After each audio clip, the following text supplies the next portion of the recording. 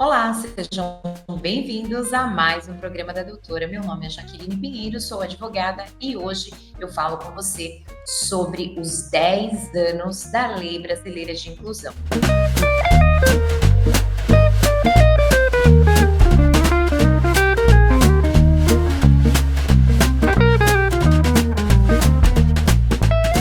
É isso mesmo, 10 anos se completaram agora no mês de julho de 2025, em que foi instituída a Lei Brasileira de Inclusão da Pessoa com Deficiência, Estatuto da Pessoa com Deficiência. Esta lei, ela objetiva trazer correções históricas para os nossos dias atuais. Ao longo do tempo, nós observamos, assim como o legislador também observou um retrocesso, uma maldade, uma discriminação, uma falta de amparo para essas pessoas com deficiência em meio à sociedade em diversos segmentos. E essas pessoas estavam sendo deixadas para trás, sejam elas crianças, adolescentes, adultos, idosos. O que fazer com essas pessoas que exercem a sua vida com diversas barreiras e, ao mesmo tempo, além das barreiras limitantes por ter a sua deficiência, ainda tem barreiras sociais no trato com as pessoas, seja na educação, na saúde, no transporte, no lazer, seja também nos parques de diversão que estão inseridos ali no tema lazer, mas em que essas pessoas não se veem respeitadas. Os direitos fundamentais, os direitos de liberdade, de se expressar, o direito de se comunicar, o direito de se locomover em igualdade de condições, não era previsto e, portanto, não era regulamentado. E agora ele está. Nós temos, então, a Lei Brasileira de Inclusão das Pessoas com Deficiência, prevendo para nós quem são essas pessoas com deficiência. E ela nos traz o seguinte: pessoas com deficiências são pessoas com impedimento de longo prazo, com limitações sensorial, física, mental e intelectual. Essas restrições que geram barreiras, que geram limitações em sua participação da vida social, coletiva, acabam então sendo colocados na Lei Brasileira de Inclusão, que estou aqui daqui a pouquinho vou ler para vocês, e ela nos traz essa interpretação para quem são as pessoas com deficiência no modo geral. De outro modo, o que nós devemos pensar é o seguinte, turma: a Lei Brasileira de Inclusão, que, como eu disse, veio para corrigir retrocessos, ela nos traz a seguinte afirmativa: o poder público deve cuidar de adequações, estruturas no transporte, no lazer, na educação, na saúde, em todos os segmentos, em pés de igualdade. É necessário, então, nos adaptarmos os nossos ambientes para aí, então, conseguir inserir de fato a pessoa com deficiência em igualdade de condições. Nós precisamos nos adaptarmos. Os ambientes precisam ser adaptados. E essa lei também criminaliza discriminação. É isso mesmo. Mas daqui a pouquinho a gente fala um pouco mais sobre isso. O que eu quero dizer para vocês é especialmente o objetivo dessa lei, tá? Que é assegurar, é promover para as pessoas com deficiência uma forma de vida mais digna, respeitosa, com qualidade, com prioridade de atendimentos, inclusive no Poder Judiciário. A pessoa com deficiência, ela tem prioridade. Ela tem preferência nas filas, por exemplo, de um supermercado, de um banco. É necessário identificar essa pessoa para poder, então, requisitar as preferências em determinados locais. Essa lei considera, portanto, fatores biopsicossociais, tá? Se for necessário uma avaliação, como por exemplo no caso do LOAS, benefício de prestação continuada, da Lei Orgânica da Assistência Social, que a gente chama carinhosamente de BPC, essa lei, ela traz para nós o que a Lei Brasileira de Inclusão não trouxe, que é o impedimento de longo prazo. O que é impedimento de longo prazo? É aquele mínimo de 2 anos. 2 anos. Mas nós vamos falar sobre o LOAS no próximo encontro.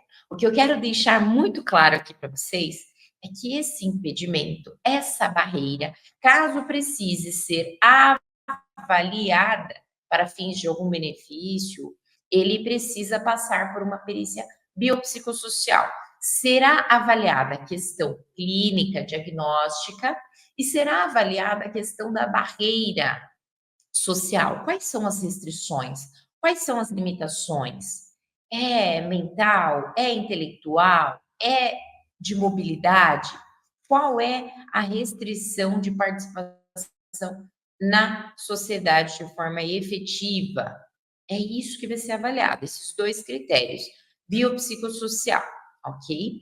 As funções, quais são as estruturas do corpo, quais são as limitações, essa pessoa tem dificuldade no aprendizado, é uma questão sensorial, essa pessoa não consegue ficar muito tempo parada em um só local, essa pessoa é hiperativa, como é a vida, como é o desempenho da atividade dessa pessoa no trabalho, porque muitas vezes essa pessoa desenvolve a deficiência ao longo da sua vida, então isso causa um impacto direto nas suas relações de trabalho, então isso é muito importante que fique destacado, que fique claro aqui para nós, ok? Outra coisa que nós não podemos perder de vista dessa lei, e turma, que eu vou falar aqui, muita coisa vocês vão dizer, olha, isso parece óbvio, nossa, mas isso, mesmo sendo óbvio, aqui na minha cidade não acontece, não é? Aqui na minha cidade é diferente, falam que não existe. O poder público, mesmo com toda essa estrutura, porque a Lei Brasileira de Inclusão da Pessoa com Deficiência ela é muito completa, tá? Ela é uma lei que ela ampara muitos pontos. Eu digo que, ao meu ver, essa lei ela é muito completa. Mas onde está a efetividade? Onde está a inclusão de maneira plena e efetiva?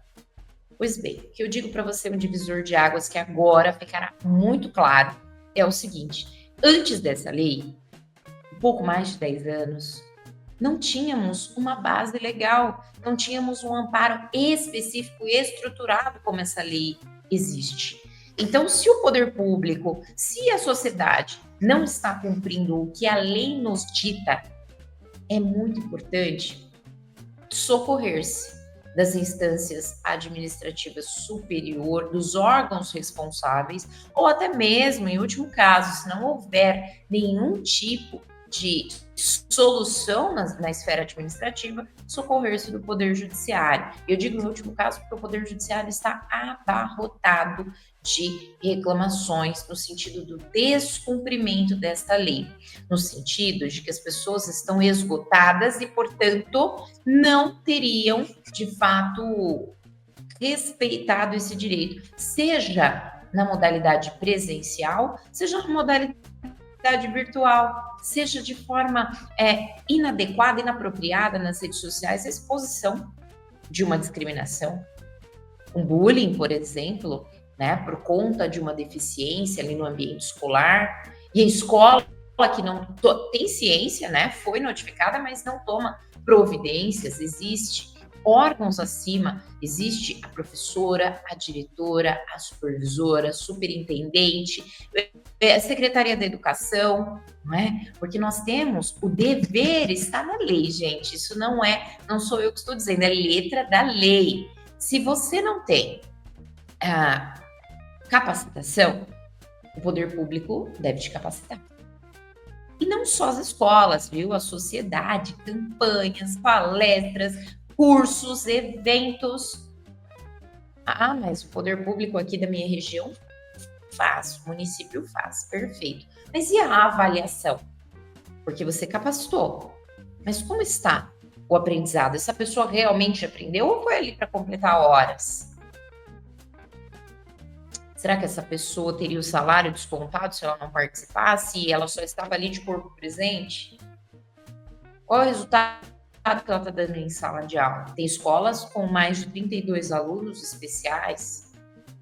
Como é que essa escola está lidando com reuniões, com atas? Mas se para além dessas atas, o que é que está acontecendo? E se a dificuldade, por exemplo, é visual, se a deficiência é visual, essa criança, esse adolescente tem a adequação no seu material em braille?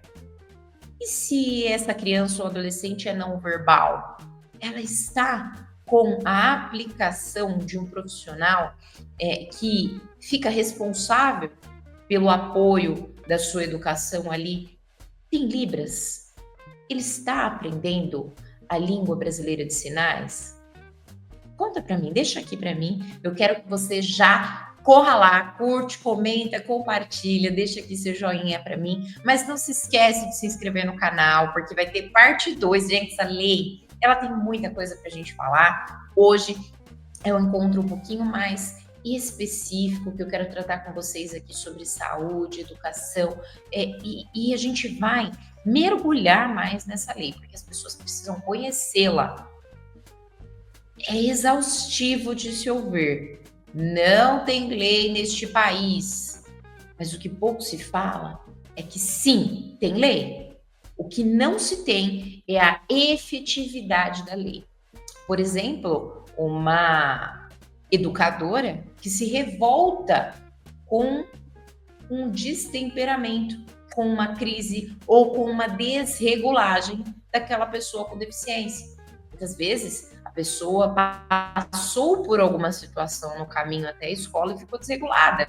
Chegou na escola e teve a sua performance diferenciada, um tanto inadequada, e a educadora pune na mesma forma, como se ela também estivesse tendo uma crise.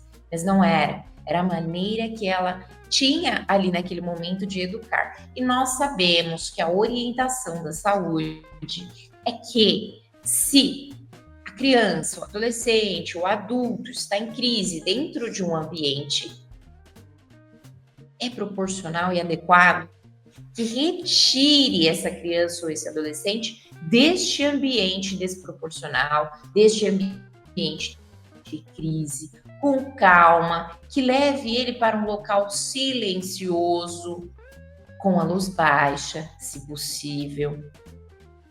Mas isso também não é argumento, não é desculpa efetiva para que você tire esta pessoa em crise daquele ambiente que desencadeou a crise ao longo dos outros dias. Porque aí, então, não se chamaria de inclusão. Se você entende que a crise, que aquela deficiência é sensorial e você está tentando inserir aquela pessoa no ambiente coletivo, é necessário cautela, é necessário estudos, é necessário técnica e paciência. Para além do que está na lei, é paciência. Isso que eu estou falando para vocês aqui é letra de lei. Agora nós vamos falar de saúde. Se você estiver com a lei aí na tua mão, 13.146 de 2015, abra ela no artigo 21. Prometo que eu só vou ler 2 artigos, tá, gente? Artigo 21 diz assim, ó. Quando esgotados os meios de atenção à saúde da pessoa com deficiência, no local de residência, ou seja, não tem médico especialista dentro da área que essa criança, esse adolescente, essa pessoa precisa, aqui no município. Então, neste caso, será prestado atendimento fora do domicílio, tá? Para fins de diagnóstico e tratamento, garantidos o quê? Garantidos o transporte e a acomodação da pessoa com deficiência e de seu acompanhante. Pois bem, alguém pode contar aqui para mim? Pode relatar aqui para mim como é que tá no seu município? Manda aqui, deixa esse comentário. Para fins de diagnóstico e tratamento, garantidos o transporte e a acomodação da pessoa com deficiência e do acompanhante. Existe, então, a garantia do transporte para você, que é mãe, que é pai da pessoa com deficiência, ou para você, que é pessoa com deficiência e busca o seu tratamento, porque muitas vezes a deficiência ela não é total, ela não é incapacitante. As faculdades, a capacidade mental está intacta. É uma deficiência física, por exemplo, é um adulto. Como é que está aí no seu município? Conta para mim. Eu quero ouvir de você a efetividade dessa lei. Porque, como eu sempre digo, a advocacia da vida real é aquela que sai da cadeira, é aquela que vai verificar o que está acontecendo, como está acontecendo, a efetividade. É exemplo, é experiência, é troca de informações, que é o objetivo desse canal. Aprender e dividir, para sermos, então, sempre multiplicadores de conhecimento. É essa a ideia, é isso que a gente busca aqui, sempre levar para vocês informações e ganhar informações também, receber essas informações para que possamos, então, nos tornarmos pessoas melhores. É isso que a gente busca. É esse o sentido da Lei Brasileira de Inclusão da Pessoa com Deficiência, é nos tornar pessoas melhores. Ah, mas eu não tenho deficiência. Ah, mas eu não conheço ninguém que tem, ninguém da minha família tem, eu não preciso. Precisa. Você também precisa desse conteúdo. Por quê? Porque vai te tornar uma pessoa melhor. Vai tornar o mundo melhor. A partir do momento que você toma conhecimento de algo, você aprende aquilo, você se torna um multiplicador. Você se torna uma pessoa mais humanizada para lidar com as adversidades da vida. Porque hoje você é saudável, hoje está tudo bem, mas amanhã você pode ser acometido de alguma doença. Essa doença te gerar uma incapacidade, te gerar uma deficiência. E você pode precisar dessa lei aqui para o seu ambiente de trabalho, para os seus estudos. Você pode precisar se socorrer de uma medida judicial, por exemplo, um requerimento de benefício previdenciário. Você pode estar num limbo jurídico trabalhista previdenciário. Então, isso envolve também as questões trabalhistas. Ou você pode ainda estar sofrendo discriminação por alguma condição, ou vir a sofrer. Então, o conhecimento, gente, é sempre bem-vindo. Conhecimento é tudo. Vamos entender um pouquinho, então, sobre a violência, tá? A violência, ela acontece de diversas formas e não seria diferente com uma pessoa com deficiência, tá? Por quê? Muitas vezes a violência, ela é institucional. Muitas vezes a violência, ela é psicológica, ela é moral, ela é patrimonial e ela é física. Eu falei por último física, por quê? Porque as pessoas pensam que a violência, ela é só física, gente. Mas não é. Isso está lá na Lei Maria da Penha. Isso está em diversas leis. Hoje eu não vou estender o tema com vocês. Eu vou falar especificamente, vou me adentrar aqui e me amarrar nessa Lei Brasileira de Inclusão para nós não estendermos muito nosso tempo aqui. Mas perceba, a violência, em qualquer cenário, ela não é só física, ok? Isso o legislador já entendeu, já colocou em diversos instrumentos normativos e você também precisa entender. A violência, ela pode ser psicológica, ela pode ser moral, ela pode ser patrimonial, ela pode ser sexual. Então, todo tipo de violência, ele é reprimido. Ele deve ser combatido e deve ser falado para conscientizar. Porque muitas vezes as pessoas entendem que um grito é uma forma de correção. Muitas vezes as pessoas entendem que repetir o gesto é uma forma de correção e educação. Mas se a pessoa tem deficiência sensorial, intelectual, se a pessoa só teve aquela reação, aquela ação, na verdade, porque ela está em crise. Algo aconteceu com ela e ela precisa ser acolhida, e naquele momento de crise ela precisa de amparo. E você não sabe dar esse amparo a ela. Você acredita que aquilo é birra, que aquilo é simplesmente falta de educação, porque você não observa com cautela, porque você desconhece o instrumento normativo. E a violência, ela pode ser de diversas formas, presencial, virtual, pode ser com gritos, chacoalhões, pode não deixar marca. É isso que eu quero que você perceba. O sofrimento psicológico também é violência. E muitas vezes ele é praticado de uma forma tão naturalizada que as pessoas estão acostumadas. E isso não se pode permitir. É culpa dele, tinha que ser ele, cala a boca, senta, agora. Ah, já que é assim, então vamos colocar ele em outra sala, porque lá ele fica quieto. Isso não é adequação, adaptação, inclusão. Pelo contrário, isso é exclusão, isso é maus tratos, isso é crime. Nós precisamos entender de uma vez por todas que a Lei Brasileira de Inclusão da Pessoa com Deficiência, ela prevê que a violência, os maus tratos cometidos contra a pessoa com deficiência pode ser de forma psicológica, pode ser de forma física. É isso que nós precisamos nos ater e aprender de uma vez por todas que não podemos cometer esses atos. Entonação, exposição.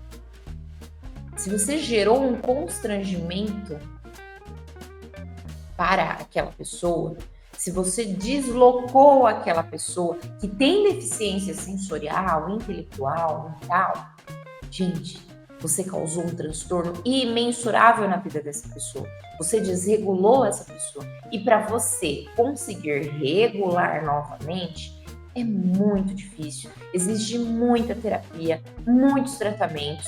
Então é preciso ter cuidado, ter conduta.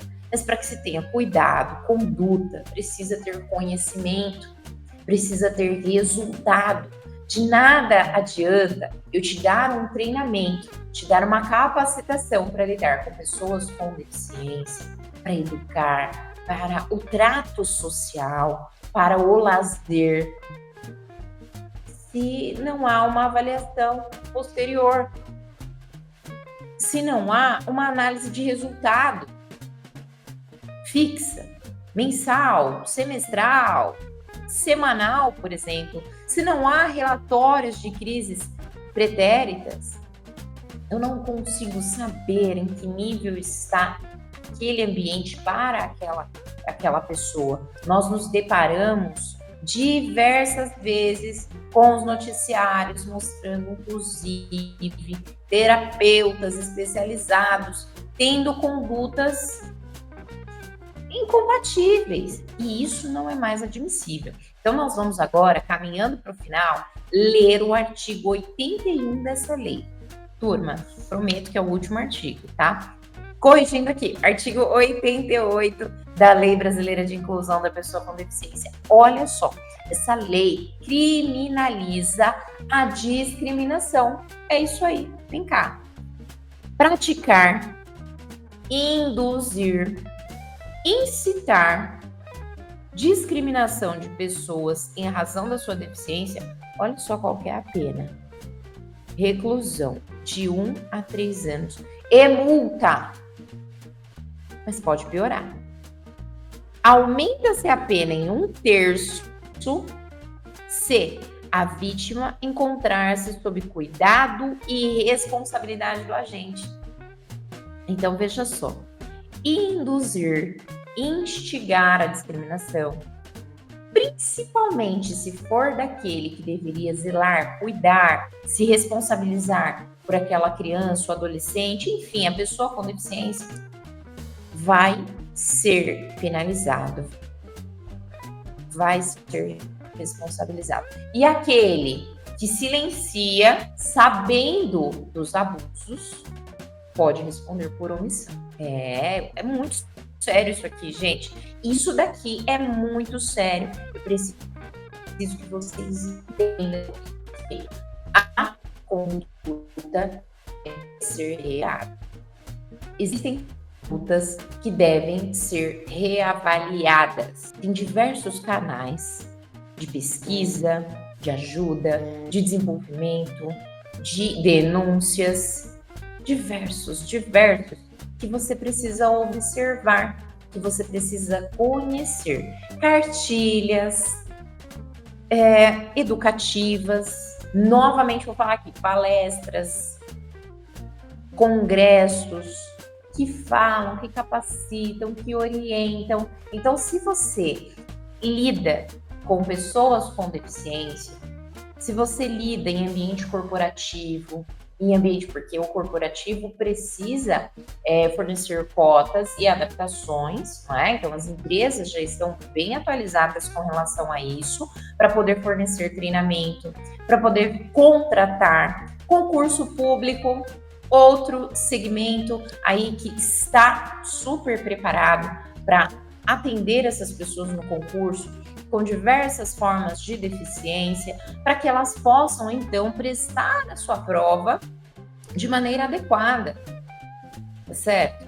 Então, não só o ambiente corporativo, o ambiente de trabalho, mas também o ambiente escolar, os concursos, tudo isso, todas essas pessoas precisam estar preparadas para lidar com pessoas com deficiência, precisam adaptar os seus ambientes, mas também adaptar os seus colaboradores, porque de nada adianta o dono da empresa, de nada adianta o diretor da escola, de nada adianta o superintendente da saúde estarem todos preparados, aptos, capacitados, se os seus colaboradores não estão.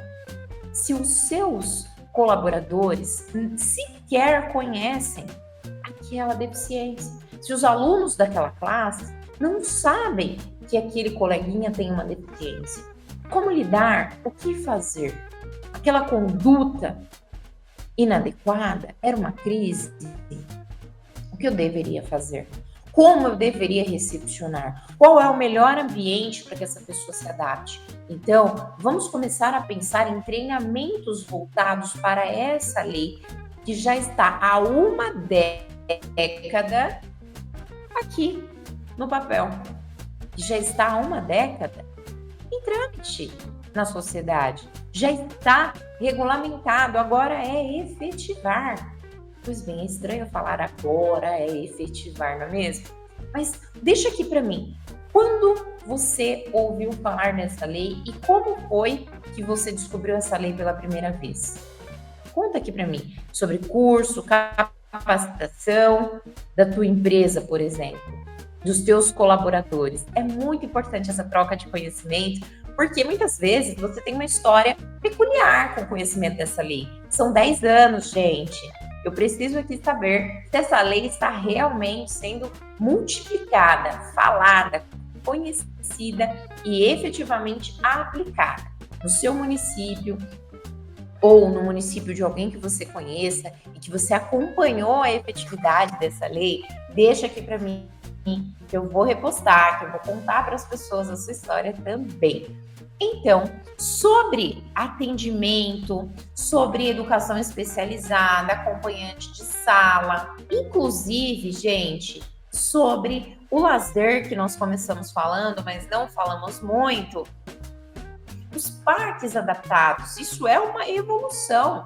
Por exemplo, no nosso município aqui de Francisco Morato, nós temos um parque com brinquedos adaptados para crianças com deficiência. Isso é uma evolução social do lazer. Isso é ambientar as crianças para que elas possam ser levadas para esses passeios, para piqueniques, para parques, não é? E para que todo mundo consiga conviver de forma harmônica, para que as outras crianças também percebam que as crianças com deficiência podem todas juntas se divertirem e não precisam ser excluídas, não precisa ter medo, não precisa se afastar.